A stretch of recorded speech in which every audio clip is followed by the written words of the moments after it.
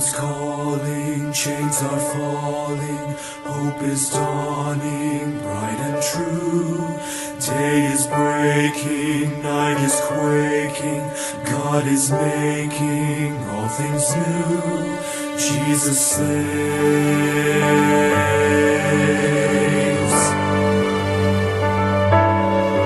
Hear the heart of heaven beating, Jesus saves, Jesus saves, and the hush of mercy breathing, Jesus saves, Jesus saves. Hear the host of angels sing, glory to the newborn King, and the sounding joy repeating, Jesus saves. See the humblest hearts adore Him, Jesus saves, Jesus saves, and the wisest bow before Him, Jesus saves, Jesus saves. See the sky alive with praise, melting darkness in His blaze. There is light forevermore in Jesus saves. We will live our sorrow sharing, Jesus saves, Jesus saves. He will die our burden bearing, Jesus saves, Jesus saves. It is done, we'll shout the cross, Christ has paid redemption's cost, while the empty tombs declaring, Jesus saves. Rising up so vast and strong, lifting up salvation's song. The redeemed will sing forever, Jesus saves.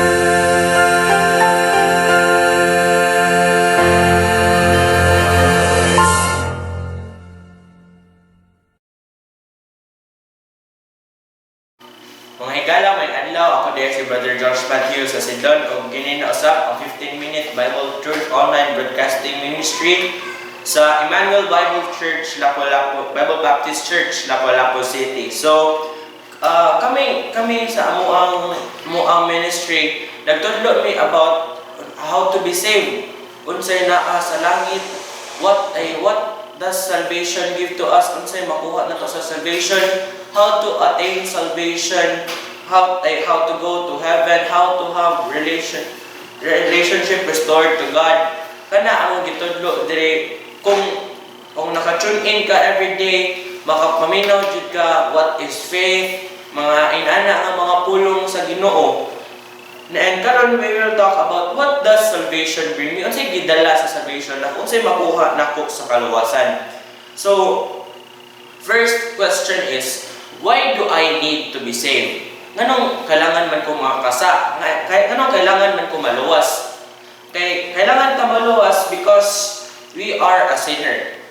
And we are ought to have and for the wages of sin is death.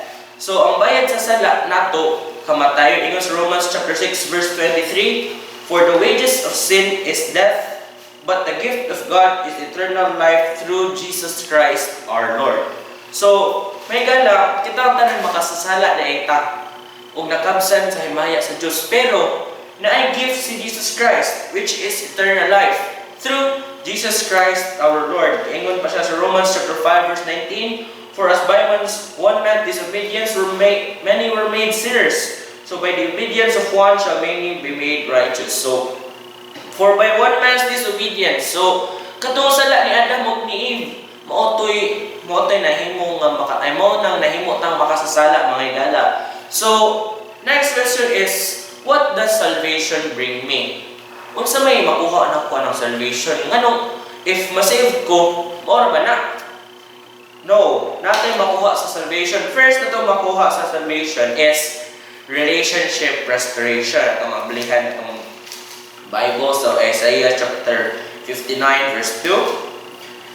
But your iniquities have separated you between you and your God, and your sins have hid His face from you, that He will not hear. So atong mga sala gibulag ta og atong Ginoo. Meaning dili ta nakigbuhol ang Ginoo nato, dili siya maminaw nato. Wala tay relationship sa Ginoo because naatay sala. Ingat ba diri, but your iniquities have separated you. Dili iniquity but iniquities. So atong mga sala, ang atong sala, tungod sa atong sala, nabulag ta sa Ginoo. This is man, this is God. Ang unga, sin. So, if we are saved, then our relationship will be restored. Mabalik atong relationship through Jesus Christ our Lord. Ano man, kay nagpakamatay siya sa cross para sa imo ug akong mga sala. He did not save only a few, He saved many. Pero kita dili lang nato na mo na nga dili maabot nato ang salvation because we don't believe that Jesus Christ died on the cross. He died, He was buried and resurrected. Siya namatay, gilubong ug nabanhaw. So unsa nganong dapat man ko ma-restore? Ngano man, because your iniquities have separated you from a holy God, a God that made heaven and earth, a God that gave you life. Ang Ginoo nga naghatag nimo og hangin, naghatag nimo og sakto nga utok, naghatag nimo sa tanang butang. Unya human kay wala mo tarong nga relationship sa Ginoo. Ingon ang Bible sa John chapter 3 verse 36, but the wrath of God abideth in you. Atong basahon John chapter 3 verse 36. He that believeth on the Son hath everlasting life, and he that believeth not the Son shall not see life, but the wrath of God abideth in him. So meaning, kung wala na to ang anak sa Ginoo, kung wala na to siya tuuhi, ang kapungot dili lang kasuko, kapungot sa Ginoo naa na to. Ganahan din mo di ay kung kita nga tao natay pagdumot sa usa ka tao, kung makita na niya guba atong tibuok adlaw na, maguba ang atong mood, nga naman kinamtay pagdumot. What if ang Ginoo magsigigtan, makita nimo tibuok adlaw, nya human na siya kapungot nimo. So meaning we need to restore our relationship. And how do we restore our relationship with God? Let us believe on Jesus Christ, that He died, He was buried and resurrected. Next is, what does salvation bring to me? Number two, our salvation brings to us our reconciliation. Ano man, kanang reconcile, it's kana ganing na okay na mo, kanang murag na settle na ang inyong away ba, na amoy kanang dili mo maayo relationship pero na-reconcile mo. Romans chapter 5 verse 10, for if when we were enemies, we were reconciled to God by the death of His Son. Kinsa tungod ni Jesus Christ, the death of His Son. Much more, being reconciled, we shall be saved by His life. Tungod kay namatay si Jesus Christ dito sa cross, kita maluwas. Ingon diri we shall be saved by His life. Dili by our good works, dili by our religion, by our baptism. Dili, ingon siya, by His life. Because ingon ang Bible, without the shedding of blood, there is no remission of sin. Walay kapasayloan sa matong sala kung walay ula sa dugo. Kinsa may niula sa dugo? Si Jesus Christ. Nga naman nga, naamay kaulaan sa dugo. Sa una, sa mga Israelites, naay gibuhat ang Ginoo nga mupatay sila og sheep para ang dugo mo cover sa ilahang sala. Mo cover din ilang sala ato sa Ginoo, atubangan sa Ginoo. But ang gibuhat ni Jesus Christ, He is the perfect Son of God, the perfect Lamb that taketh away the sins of the world. So when Jesus died on the cross, He took away the sin of the world. Ingon si John the Baptist, behold, the Lamb of God which taketh away the sin of the world. So si Jesus Christ, when Jesus Christ was introduced by John the Baptist, it shall behold the Lamb of God which taketh away the sins of the world. Yahuman, pagkamatay niya sa cross, iyang gidala ang atong mga sala dito sa impierno, o pagbalik niya, iyang gibilin ang sala. When He resurrected, He was already sinless. because He is a holy God. When He resurrected, it is a proof nga tinuod niya iyang saad. Tinuod iyang saad nga ma-resurrect siya, mabanhaw siya. Nabanhaw siya sa lubong. Ingon pa ang kanta, nabanhaw siya sa lubong, ang kaaway iyang gidaog. Ang gahom sa kamit-ngitan gibuntog. Sa mga balaan naghari siya. Buhi siya, nabanhaw, o nagdaygon nato si Jesus. Amen. So, number one, what does salvation bring to me? Relationship restoration. Number two, reconciliation. Now, number three, what does salvation bring to me? Salvation bring to me my righteousness. Okay, ingon pa ang Bible. So, 1 Corinthians chapter 6. 1 Corinthians chapter 6.